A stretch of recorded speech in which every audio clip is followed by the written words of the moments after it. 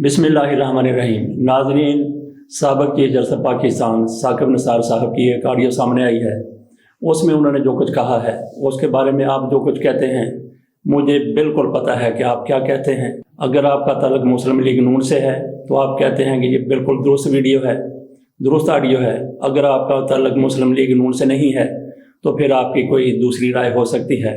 इस हवाले से हम बात करते हैं साजिद खान साहब से, और उसके बाद जैसे साकिब निसार की ऑडियो की बात करने के बाद मरियम नवाज शरीफ की ताज़ा तरीन ऑडियो की तरफ भी आएंगे। जनाब साजिद खान साहब। शुक्रिया अवन साहब। ये जो साकिब निसार साहब का वीडियो आई है जो चीफ जज बल्तिस्तान के हवाले से, मेरा ख्याल है कि ऐसी बात नहीं है। अगर ये कहीं ऐसी बात हुई भी है तो उसको सियाक व सबाक के अलावा जोड़ दिया गया है, और इस बारे में साकिब निसार साहब खुद भी कह चुके हैं कि और अमूमी तौर पे ऐसी बातें जो है निजी महफिलों में होती हैं, लेकिन मैं नहीं समझता कि उसमें उनके कहने में कुछ सच्चाई है या उस वीडियो से ये फ़ायदा उठाना चाहते हैं खसूसी तौर पर कि अदलिया को ब्लैकमेल किया जाए। ये तो कहते हैं फ्रांसिक भी करवा लिया उसका। सर बात ये है कि फ्रांसिक करवा लिए, कहाँ से करवाया फ्रांसिक?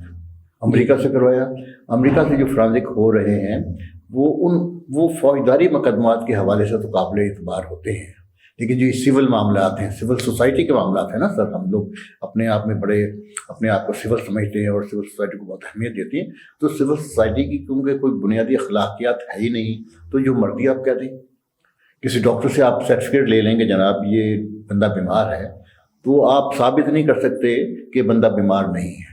मुस्लिम लीग नून की तरफ से ये भी कहा जाता है जी कि अदलिया इसका नोटिस ले, चीफ जस्टिस नोटिस लें, लेकिन वो खुद मामला अदालत में नहीं ले जा रहे हैं। इसकी क्या वजह हो सकती है? देखें, बात ये है कि वो कहते हैं जी पहला पत्थर आप मारें। भैया हम पत्थर तो उस वक्त मारा जाएगा जब ये साबित हो जाएगा कि जुर्म हुआ है, गुनाह हुआ है, ठीक है ना। पहली बात तो ये। और अब ये नहीं जाएंगे किसी भी सूरत में, या अदालतों में नहीं जाएंगे, सुप्रीम कोर्ट नहीं जाएंगे, क्योंकि एक तो ये है कि नफसियाती तौर पर ये सुप्रीम कोर्ट से डरे हुए हैं सर। और दूसरी बात ये है कि जब आपके जुर्म साबित हो चुके हों और फिर आप अदालत के पास जाने से कतराते हैं। मगरिब ने तो उसका इलाज निकाला हुआ है कि आउट ऑफ कोर्ट को फैसला कर लिया। तमाम पर मामला जो है ये आउट ऑफ कोर्ट तय होने वाले हैं, और जमहूरी हवाले से, अखलाकियात के हवाले से इन चीज़ों के ऊपर तवज्जो देने की ज़रूरत नहीं है। यही सबसे बड़ा जमहूरियत का खौफनाक चेहरा ये है कि इस किस्म के मामलात को लाके अवाम को नज़रअंदाज किया जाता है। अच्छा, एक नई ऑडियो सामने आई है मरियम नवाज शरीफ के हवाले से। मरियम नवाज शरीफ साहब ने पहले जैसे कहा था कि मेरी बैरून मुल्क तो क्या पाकिस्तान में जायदाद नहीं है, बिल्कुल इसी तरह का उन्होंने बयान दिया था कि मेरा कोई मीडिया सेल नहीं है। लेकिन अभी उनकी वीडियो जो सामने आई है जिसमें वो हदायत दे रही हैं कि इससे चैनल को इश्तेहार नहीं देने, तो इस हवाले से बिल्कुल उन्होंने कहा होगा सर, इसमें कोई शक नहीं है।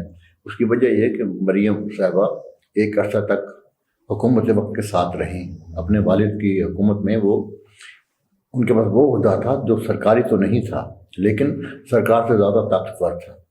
वो प्राइम मिनिस्टर हाउस में बैठती थी और मुख्तलिफ जब इजलास होते थे तो उनमें सदारत भी करती थी। और मरियम का बड़ा मसला ये है कि मरियम नवाज ये समझती हैं कि अपने बाप की वरासत के हकदार वो हैं। दोनों भाई तो मुल्क से बाहर हैं और पाकिस्तानी शहरी भी नहीं हैं। और मरियम नवाज को पता है कि उनके वालिद ने कितनी मेहनत मशक्क़त के बाद इस अपनी आमदनी में इजाफ़ा किया, और घरेलू तनाज़ात भी हैं। और मरियम से हम तवक्को रख सकते हैं कि वो कोई भी काम कर सकती है। इस वक्त भी मेरा ज़ाती ख्याल ये है कि मरियम के मशीरों में मुल्क से बाहर के लोग शामिल हैं, जिनमें हमारे दोस्त भी हैं। बस अमेरिका के कुछ ऐसी लोग हैं स्ट्रेटेजिकली जो पाकिस्तान के बारे में, हिंदुस्तान के बारे में खसूसी नज़रियात रखते हैं, और वो मरियम को भी गाइड करते हैं, वो मियाँ साहब को भी गाइड करते हैं, और तो और वो जरदारी साहब को भी गाइड करते हैं, क्योंकि इन सब के मफादात एक हैं। और अमेरिका इस वक्त भी पाकिस्तान से मायूस नहीं है, अमेरिका इमरान खान से मायूस है। अच्छा, मरियम नवाज ने भी खाम ठोंक कर कहा है कि हाँ ये मेरी ऑडियो है, लेकिन ये अल्फाज जोड़कर नहीं बनाई गई, उनका इशारा उनकी तरफ था। और इसको लेके फिर मुस्लिम लीग के जो हामी हल्के हैं वो भी कह रहे हैं बल्ले बल्ले क्या कहने, सच की आवाज़ बुलंद कर दी। जी हाँ, लेकिन उससे क्या जुर्म की नोयत या शिद्दत कम हो जाती है? ना ही जुर्म की नोयत ख़त्म होती है, ना ही जुर्म की शिद्दत ख़त्म होती है, बल्कि आपके ख़िलाफ़ जो आप समझते हैं कि जो सबूत है वो सामने आ जाता है। और आप ये देखें, द्रोहगोई जो है वो क्या है कि झूठ बोलना, اور ایسا جھوٹ جو آپ کے مفاد کے لیے ہو. عوامی مفاد میں جھوٹ بولا جائے تو ٹھیک ہے، بولنا پڑتا ہے، بعض وقت ایسا ہوتا ہے، لیکن جب اپنے مفاد میں جھوٹ بولتے ہیں تو اس کا مطلب یہ ہے کہ آپ نے عوام کو نظر انداز کیا. اور یہ لوگوں کا پرانا وتیرہ ہے مسلم نون کا کہ وہ عوام کے مفادات کو نظر انداز کرتے ہیں اور اپنے مقاصد کو آگے بڑھاتے ہیں. انہوں نے ماضی میں پاکستان کی ترقی کے لیے جتنے جھوٹ بولے، کیا پاکستان نے وہ ترقی حاصل کی؟ تو سر نہیں، میں نہیں مانتا کہ مریم صاحبہ جو ہیں وہ سنجیدہ ہیں. ہاں ان کی سیاست سنجیدہ ہے، کیونکہ سیاست جو ہے وہ جمہوریت کا ایک ایسا ٹول ہے جس سے جمہوریت کی طرح مسخ ہو رہا ہے، اور بی بی جو ہے وہ پاکستان میں جمہوریت کو مشکوک بنا رہی ہے. خان صاحب، آپ کو یاد ہوگا کہ زبیر عمر صاحب کی ایک ویڈیو آئی تھی تو مسلم لیگ نون کی طرف سے اور ان کے حامی لوگوں کی طرف سے، اینکرز کی طرف سے کہا گیا کہ یہ ٹوٹے جوڑ جوڑ کے بنائی گئی ہے. لیکن ثاقب نثار کی ویڈیو سامنے آئی ہے تو اس کو ٹوٹے جوڑ کر بنانا وہ نہیں، ایک ہی جگہ ایک ہی طرح کی یہ واردات اگر ہوئی ہے تو ایک ہی طرح کی، لیکن اس کو نہیں مان رہے. سر دیکھیں بات یہ ہے، اپنے ٹوٹے ٹھیک ہے لیکن دوسروں کی ٹوٹے. بات ٹھیک ہے، اگر آپ اسے چاہیں تو کاٹ بھی سکتے ہیں. ہم من حیث القوم ٹوٹوں کو بہت پسند کرتے ہیں، مجبور تو یہ ہے. یہ کس قسم کے ٹوٹوں کو پسند کرتے ہیں اسے چھوڑ دیتے ہیں. لیکن مجھے یاد ہے کہ ایک دفعہ ایک فلم کے سلسلے میں جو گورنمنٹ چیک کرتی ہے فلموں کو، یا انہوں نے کوئی ایسی چیز نہ چلی جائے جو پبلک کے لیے خراب ہو، تو مجھے یاد ہے کہ جو پروڈیوسر تھے اس کے، تو انہوں نے کہا کہ اسی ٹوٹے نکال دیں گے. اچھا، تو اب یہ مریم صاحبہ جو ہیں وہ بھی ٹوٹوں پہ یقین رکھتے ہیں سر. اس کی وجہ یہ ہے کہ ان کی پارٹی میں ٹوٹے بہت ہیں سر، اور جس قسم کی زبان استعمال کرتے ہیں وہ آپ کے سامنے ہے. طلال چودھری صاحب کی ایک ویڈیو آئی تھی جس میں وہ کس کے گھر چلے گئے تھے لڑنے کے لیے، اور بعد میں انہوں نے کہا جو زبردستی فلم بنائے گی. وہ بڑا ایک اچھا ٹوٹا سوال سر کہ سیاسی طور پہ پتہ لگ گیا کہ آدمی کس کماش کا ہے. تو اس قسم کے مواد اچھا وہ سب سے قریب ہے مریم نواز شریف، اور بھی قریب ہیں. اور دیکھیں اخلاقی طور پہ ان کے اوپر اگر انگلی اٹھائی جائے تو مسلم لیگ نواز اس پہ شرمندہ نہیں ہوتی جی، کیونکہ وہ جان نثار ہیں سر. اور اسلام میں تو جان نثار کا تصور کچھ اور ہے، سیاست میں جان نثاری کا تصور کچھ اور ہے سر. اور ہمارے ایک صاحب ہیں چودھری نثار علی خان، کیونکہ وہ جان نثار نہیں تھے، وہ سیاست سے اپنے طور پہ باہر ہوئے ہوئے. اچھا، تو ابھی آ جائیں وہ رانا شمیم جج صاحب جو چیف جج تھے گلگت بلتستان کے، جی ان کی جو انہوں نے جو بیان حلفی دیا اس کے اوپر آپ دیکھیں گے مسلم لیگ نون کس طرح سے ریئیکٹ کر رہی ہے، کہہ رہی ہے کہ اس کو عدالت میں لے جائیں، جس سے ثاقب نثار کو پکڑ لیا جائے، وہ سارا کچھ کر دیا جائے. ایک بیان حلفیہ میں وہ جج ارشد ملک کا بھی، اس کے بارے میں اور اس کے بارے میں ان کے دو متضاد. وہ سر وہ تو کہا جاتا نا جی اچھا اچھا اور برا برا تو تو بات ہی ہے. دیکھیں حیرانگی کی بات ہے اس وقت ہماری عدلیہ جو ہے وہ اس میں ایک حیثیت اختیار کر گئی اس سے کہ اسلام آباد ہائی کورٹ کی چیف جج صاحب نے، چیف جسٹس صاحب نے ان کو بلایا ہے، رانا صاحب کو. اب رانا صاحب کو بلا تو لیا لیکن رانا صاحب پیش نہیں ہو رہے.